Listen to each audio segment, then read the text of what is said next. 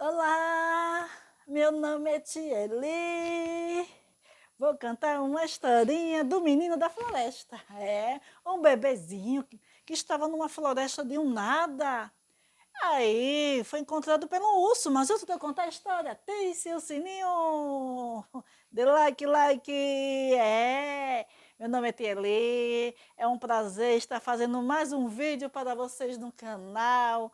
É boa história. Você sabia, crianças, que história ele deixa a criança inteligente, a criança se desenvolve, a criança aprende.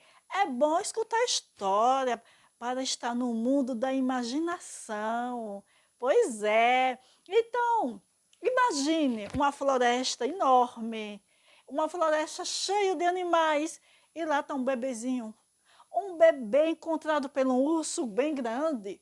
O urso ia passando, passando, e viu algo diferenciado, um bebê. Ele achou-se tão diferente, esse bebê é tão diferente, o que é que eu faço com esse bebê? O que é que eu faço com essa criança? Ele não ia deixar a criança à toa na floresta. O que foi que ele fez? Ele pegou o bebê e levou para a floresta. Pois é. E ali ele foi criando o seu bebê, foi criando, e ele foi... O bebê, ele foi sendo criado por todos os animais, mas o principal foco do bebê era o urso, porque o urso tinha encontrado aquele bebê. E o urso levou ele para cima, para baixo, ele ficava em cima do urso, ele deitava em cima do urso, ele ia para o rio com o urso, mas ele também convivia com cobra, com leão, com vários tipos de animais. Pois é, aprendeu a ser dependente lá na floresta. E ele foi crescendo, crescendo, ficando dependente. Ele foi ficando um menino, de um menininho ele foi ficando adolescente e ficou um homem feito no meio de uma floresta enorme. Pois é, criança. Então, esse menino, ele não tinha medo de nada. Ele não tinha medo de lidar com nada. Ele vivia de galho em galho. Era, passeava de um galho, passeava de outro. E a mamãe, urso, tinha o maior cuidado com ele. Pois é, porque ele foi encontrado pelo urso. O urso enorme, era um menino que cresceu e ficou bem grandão, bem grandão.